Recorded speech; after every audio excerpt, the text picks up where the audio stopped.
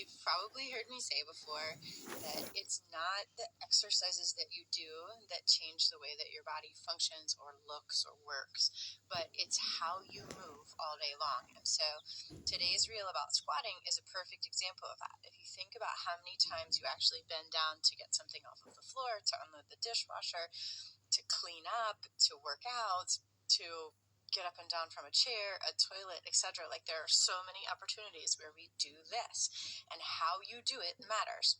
So I want to share with you the two most common mistakes that people make. So the first one is that they tuck their hips under, and then when they squat, they're getting most of the motion. Not most of it. They're getting a lot of motion from their back, and they're asking for a lot of length in their back, and they're tucking here, and it does not require their glutes to work. So the other really common mistake with squatting is that people arch their back. So then the control of the lowering comes from the small muscles in their back and from their hip flexors, and their squat looks more like this, where the motion is happening more in their spine rather than in their hips. And so the solution to either one of these mistakes is to really focus on driving your hips backwards. And when you drive your hips backwards, you're able to keep your spine straighter, so you're not loading your spine as much.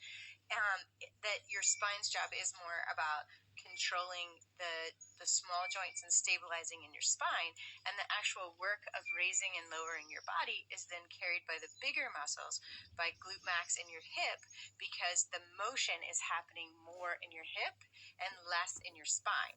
And if you feel like you're having trouble making these connections in your body, you can take a broomstick or a golf club or a long dowel, whatever you have that's long and skinny, and it can help you to connect with what it should feel like in your body. So you're going to put whatever that thing is behind your back, and you're going to put one hand at the small of your back and one hand behind your head.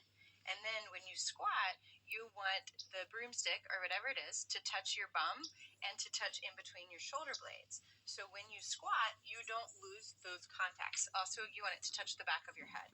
So when you squat, you keep those three contacts: your bum, your shoulder blades, the back of your head, and your squat looks like this. And the contact with the broomstick or the golf club or the dowel keeps you from making either of those two mistakes, where you tuck your bum or where you excessively arch your back, and it helps you drive the work where you want it into your hips.